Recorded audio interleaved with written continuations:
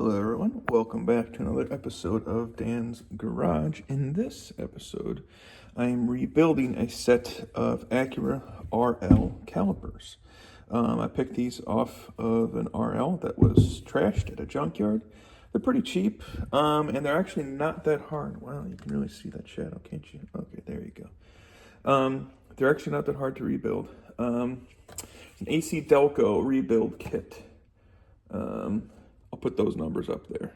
I don't know which one's the part number. But if you just search on Amazon, Acura RL Rebuild Kit, that one's going to pop up. I think they're like $9 a piece. I picked both of these calipers for about $50 total. And with about 15 minutes of my time picking them off the car, you can turn these around, make a little bit of money off of them. Or you can, like I did, put them on another vehicle. Now, this is another set that I did about a year and a half ago or so now, and they're holding up really good. It's a really good upgrade for a lot of Hondas. We'll see how it goes. I already did one side to rebuild, so we're going to quickly go over how you rebuild the other side. We're going to come back. I'm going to have gloves on, and we'll go into this. Alrighty, we're back. Got my gloves on, and we have this set up. Okay, because I already rebuilt this side. Is that shadow really gonna mess it up? I hope not. I have a headlamp on, and I'm trying to get the phone out of the way. Because I already rebuilt this side, I don't want these pistons to come out when I apply some compressed air into the hole here. So I'm gonna hold those pistons in with a used pad and some C-clamps. These have already come out a little bit. Sometimes you can finagle them out a little bit with some channel locks, get them around the side. If you grab them around the lip right here, it's kind of hard to see. If you grab them around the lip right here, that lip's not really sealing anything. Don't grab them around this cylinder body right here. Grab them around the lip right here.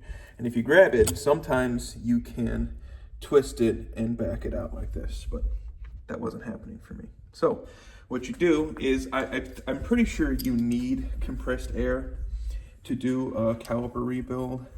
You might be able to rig something up with like a bike pump, or even something like that little Ryobi like electric pump or whatever, but I'm using just my nozzle, low air. You don't need very much compressed air.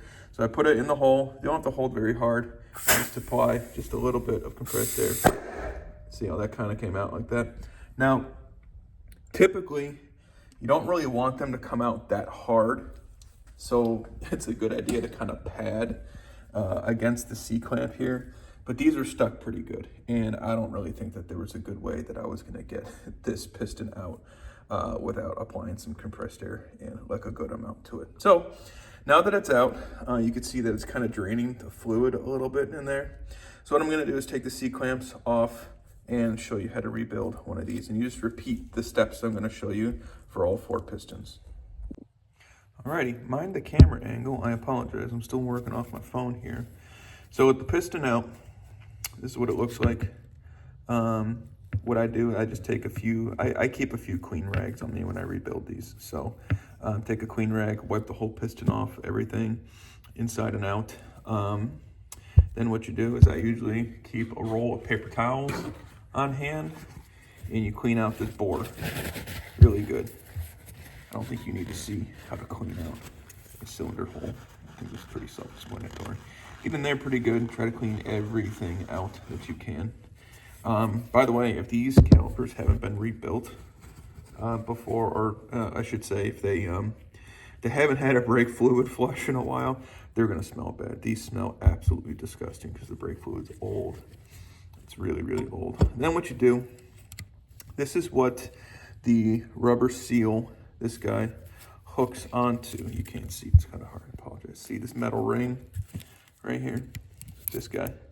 This is what the lip of this boot hooks onto when it's on there like that. Now the seal kit, or the rebuild kit, comes with new metal rings, so I take those out. You just pry them out with a pocket screwdriver. Pretty easy. The other thing that the seal kit comes with is trying to get a good view for you to see in there. You see that it's called a square cut seal. It's a little seal in here that I get underneath. You see how I kind of rotated it out like that? And then you just pick it out. Like, oops, sorry, moved you. And you pick the seal out. The seal comes out, throw it away.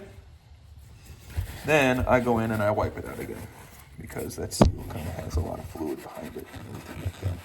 What I did to these calipers before I rebuilt them, I sandblasted them.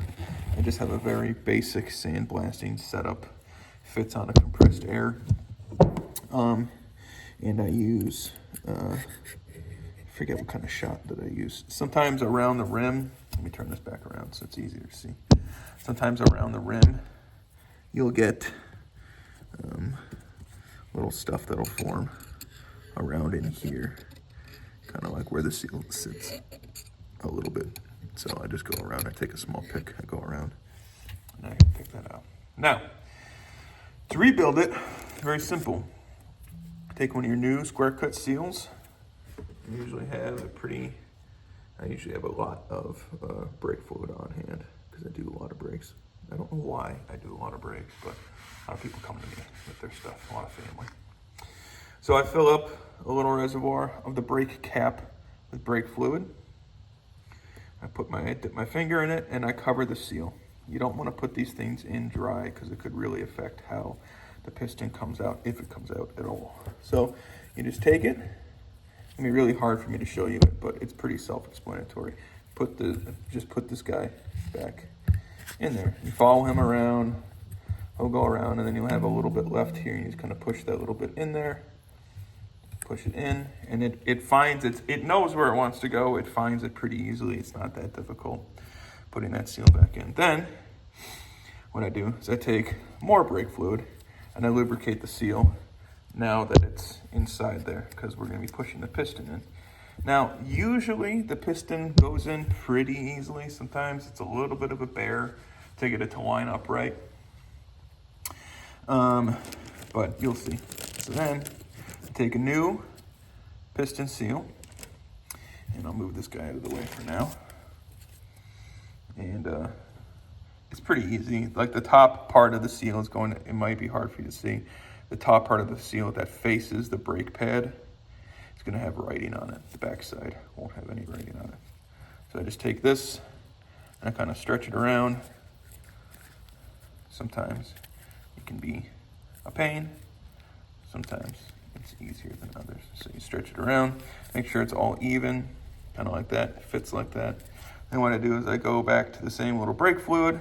I put brake fluid all around and the reason why we use brake fluid and not some other sort of lubricant is because all these parts are designed to work with brake fluid, right? So first of all, you're not hurting anything. Second of all, it's actually a really good lubricant for this. Now, it's gonna be hard for me to show this part to you. I think it's gonna be hard for me to show this part. I'm trying to put you up a little bit here. That's not gonna work.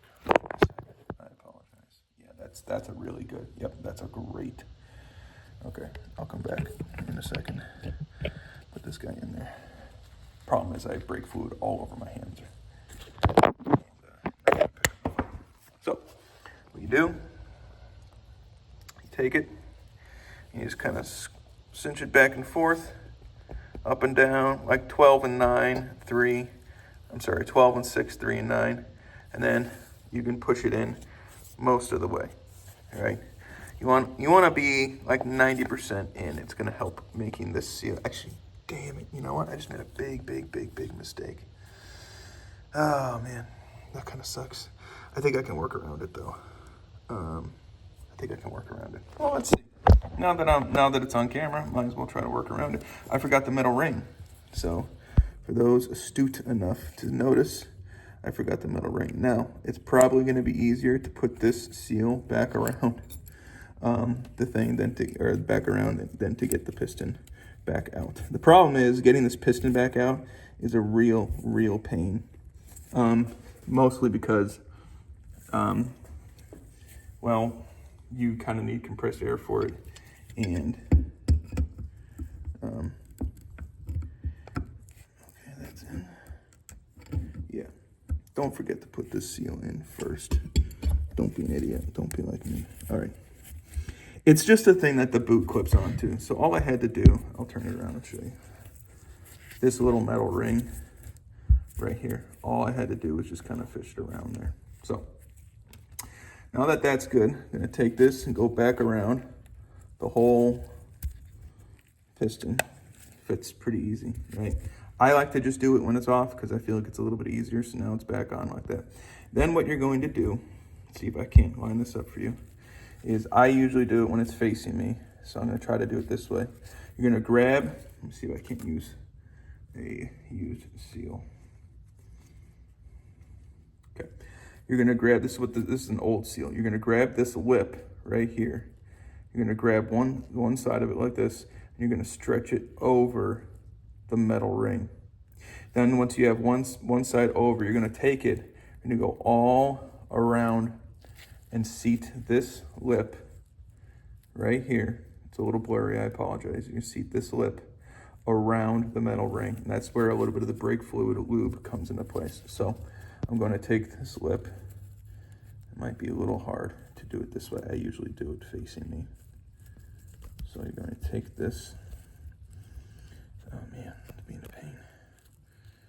You're going to stretch it up and over. You see that? See, I think you actually saw it on the camera. Now, the problem that you can run into is that as you follow around, you'll probably be able to see it sometimes will pop off up here. It's kind of like you're putting a tire on. So sometimes when you have it lubed up really good, it goes in pretty easy. Sometimes it doesn't go in very well. All right, sorry about that. So now the seal is all around the piston here. It went all around the metal ring. Then you're good to go. So now all you need to do, what I usually do, is I'll take my C-clamp. I'll take this C-clamp and I'll just compress the piston in. It should compress easy. It should not compress very hard. The reason why is I think 9 times out of 10, it just doesn't have any lubrication there because you wiped it all out. I'm barely putting any pressure on this piston. It should go in very easy. If you're having to put any amount of like actual real work into this C-clamp to get this piston to compress, you mess something up. It should not take a lot of work. Kind of like when you compress a piston normally when you know, are doing a brake job. So it should go in pretty easy. And it looks like that. New seal. Good to go. Now, the other thing that you can do that I typically do, I may choose not to because there was no problem with these calipers. It did not have a seized piston or anything. What you can do is you can split them. You can undo these 4 bolts right here. These are T50s. You can undo them. And then in between each half is this little tiny O-ring, and it goes right in there. And there's like a channel that the brake fluid goes across, obviously, to compress the pistons on these side. So I will probably end up doing that, but I broke the T50 that I had when I was trying to do this job yesterday. So I ordered a new T50. So to get the last piston out, this is a tough one because you don't want the one we just did to come out. And I already did these 2 back here, so you don't want those to come out. So I'll put a C-clamp here, and I'll try to put a C-clamp on this side. So this is the only one that can come out. Again, try to put something in there if you can, maybe a paper towel or a normal towel just to absorb, because they come out fast if they're stuck in there. They're not like stuck. It's not seized. They're in there pretty good. So that's how you do it. It's pretty easy, pretty simple. These bolts on the side can be very difficult to get off. As obviously I just said, I snapped a T50 bit, which is like, it's a lot of metal. It's a lot of metal to snap, but I was putting a lot of force on it. So that's about it. If you have any questions, let me know. Thanks.